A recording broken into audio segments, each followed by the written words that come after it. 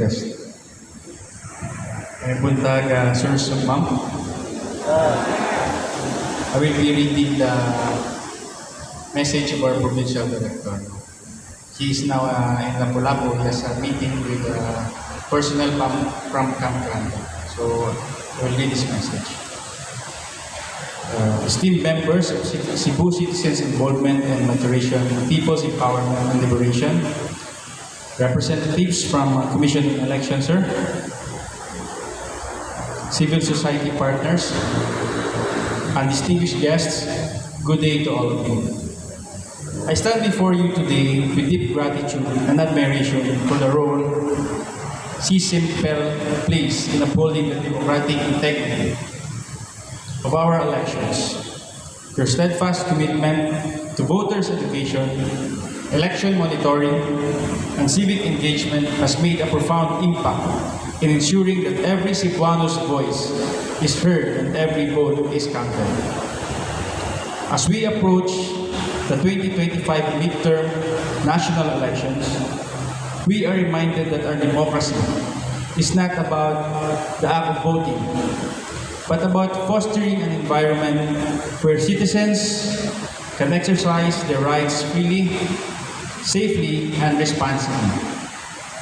This is a shared duty that requires the vigilance of institutions like CCIMPEL, the Commission on Elections, law enforcement agencies, and most importantly, the active participation of the electorate. The Philippine National Police, particularly the Cebu Police Provincial Office, remains steadfast in its mission to protect and safeguard the electoral process. We are committed to ensuring that this election is peaceful, orderly, and free from violence, intimidation, and fraud. Our security measures will be in full force to prevent election-related crimes and uphold the sanctity of the democratic process.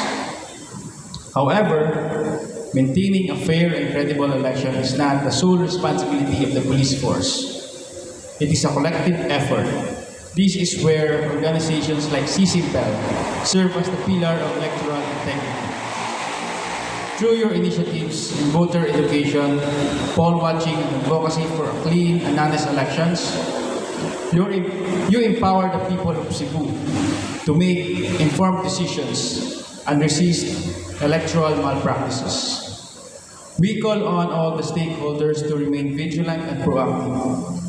Report any irregularities, discourage vote buying, and continue educating the electorate on their rights and responsibilities. Let us work together to build an election process that is credible, transparent, and reflective of the people's true will. As we move forward, let this assembly be at least a testament to our shared commitment to democracy, justice, and a future where governance is shaped by a true mandate of the people. Together, let us protect democracy. Together, let us ensure that the 2025 midterm elections will be a beacon of integrity and hope.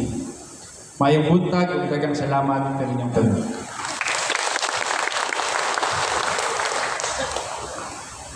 You, sir. Okay. Mangayo ko, at least 3 lang. 3. From Delegate ako sa San Guillermo. Kanang mangutana lang ko if ever we are on station from San Guillermo. Kanang if ever nga dunay mga something matulpa irregularities. Kinahanglan ba yun na kuan dayon mi dito sa PNP o ari sa inyo directly din sa CCPO para sa for confidentiality or whatever?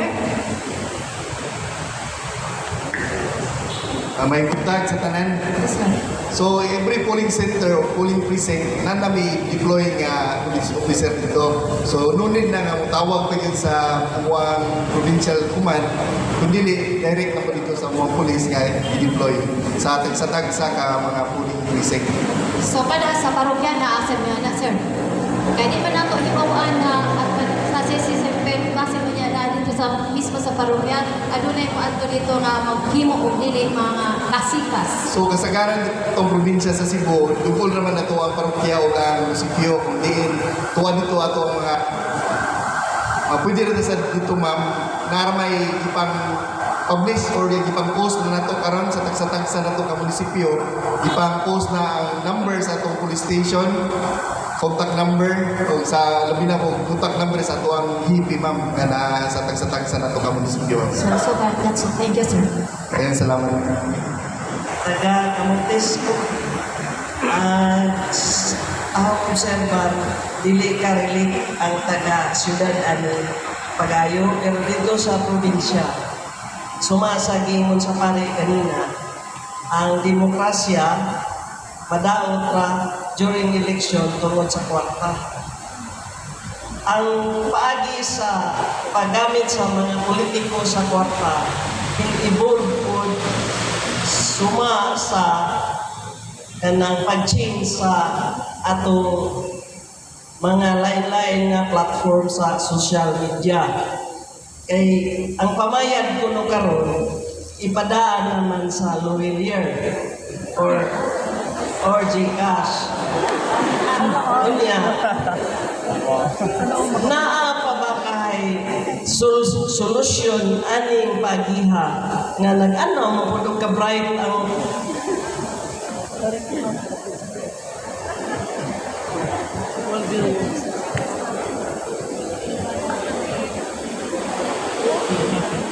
Okay, murag dili concern sa BNP because ang iyang question is more nato majority no nga nahitabo wag ako. So I cannot give the PNP the chance to answer because tinuod man no o nga na kanang nag-anap na maghihigot nga man is the root of all evil. Bisan gad karon sa ato ang mga candidates no what happened because of money mawala ang ato ang dignity no ang ato. Okay, so okay, maybe tingali di ko elect can answer and I can give us an answer for that, sir, later.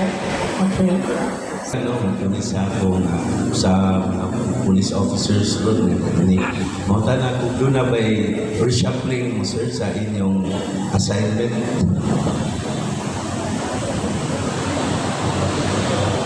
Doon na ba'y reshuffling? Sa general rules, sir, wala na yung reshuffling sa police. Kung naamo kong changes or deployment or reassignment, amo na siya ipanangit sa COMELEC. O sulat ko sa COMELEC kung approve nila, then pag-approve nila, ibalik po sa AMOA, muna pag-implement na mo sa reassignment sa person. Ako mo ba nang na-provide ba sa mga teachers ba nga kung mga maestra na ay mga pariente, dili ka serve. So naman sa mga police ron nga aside sa ilang kaugalingong lungsod na nasa mga pariente nga mga kandidato.